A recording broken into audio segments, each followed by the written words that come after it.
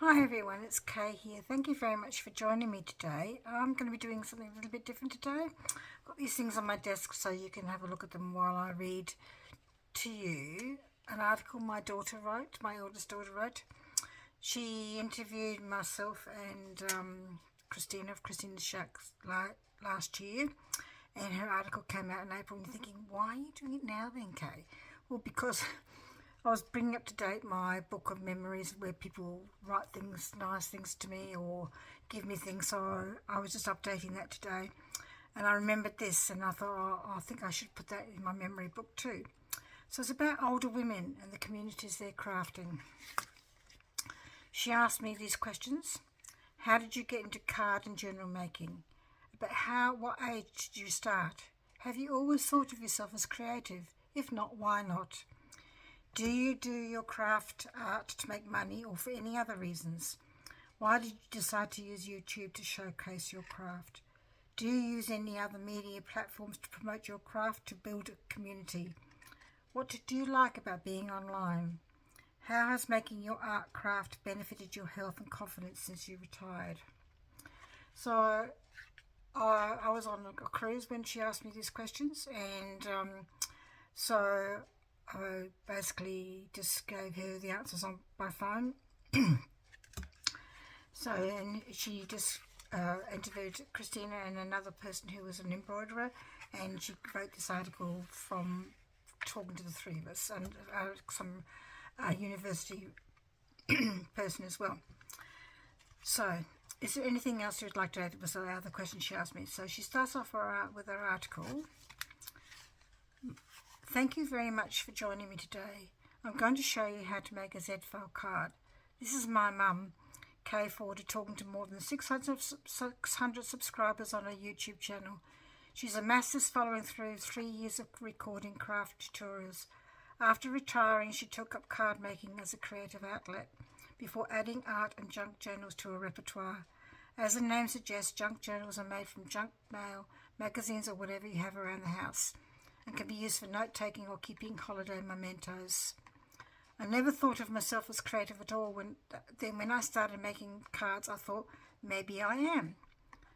I started making cards.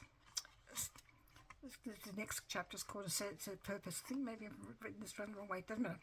I started making cards because I really loved making them, and then my husband asked what I was going to do with them all, says Forder, who started selling her creations at markets and via Etsy. For the serious makers, junk journals can fetch up to $200 to $300. Many crafters also monetize their YouTube channel or have created communities on Patreon or in Facebook groups. Embroiderer and teacher Anna Scott thinks women taking up creative hobbies or side hustles later in life is down to them having the time and space to pursue them. They retire or are close to retirement and the kids have moved out and it's a bit of me time, whether that's for relaxation or they want to learn something new, says Scott. Susan Luckman, Professor of Culture and Creative Industries at the University of South Australia, agrees. She says many women feel like they have to put their own creative dreams on hold to bring in an income and focus on their children. Once they become empty nesters, or at least their children reach adulthood, the space is available to them to return to pursuing their dream, often now in a position of slightly greater financial comfort than they might have had as younger people, says Luckman. Luckman says this trend was backed by a national study where researchers followed recent craft graduates of university visual arts programs across their first 3 years following graduation.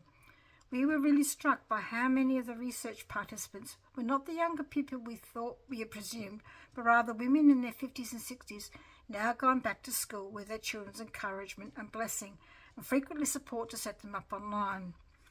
Finding community online. Christina, a crafter from Queensland, discovered these creative YouTube offerings during COVID-19 lockdowns. I enjoyed them so much and got to know people, and we became like a little community of crafters. It gave me the confidence to also start a channel. I like the online crafting community for the inspiration, encouragement and friendships. Woodward says, you don't have to leave home to spend crafty times with friends.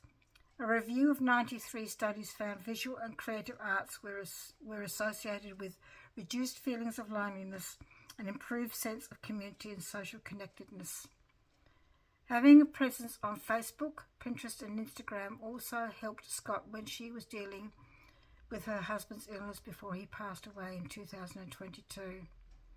In that period, that's where social media was good because I could keep it ticking over without having to do too much, and that meant I had the customer base to start ramping it up again.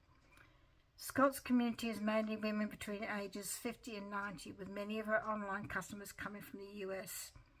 She's a member of Patchwork, Dollhouse and embroidery communities online. There is a growing evidence taking part in art and craft activities can help improve health and well-being. A review of more than 3,000 studies by the WHO Regional Office found the arts can play a major role in the prevention of ill health and management of illness across the lifespan. Forda makes the process of making meditative, saying it's helped her get through some hard times managing chronic health issues. I think mentally it's helped a great deal, especially when I've gone through my health challenges. It helps me to feel emotionally stronger, Forda says. That's me in case you didn't know. The study concluded that there is value in using the arts to prevent the onset of mental illness, age-related physical decline, and even when assisting in acute and end-of-life care. Margaret Carlo Russo, former president of the American Art Therapy Association, says doing something creative can provide relaxation, stress relief, and help to take one's mind off personal concerns.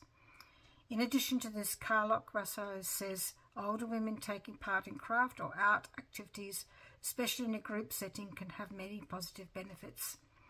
Being involved in a creative group online can enhance social connections, provide a sense of community, and mitigate loneliness, Carlo Russo says. It can also help develop positive habits, activate imagination, and bring a new sense of purpose to one's life. There can be a lot of personal growth and gratification from being involved in creative endeavours.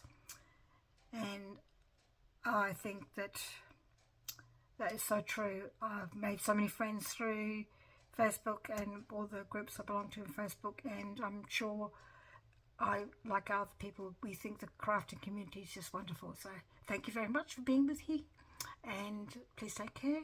We'll see you next video. Bye bye.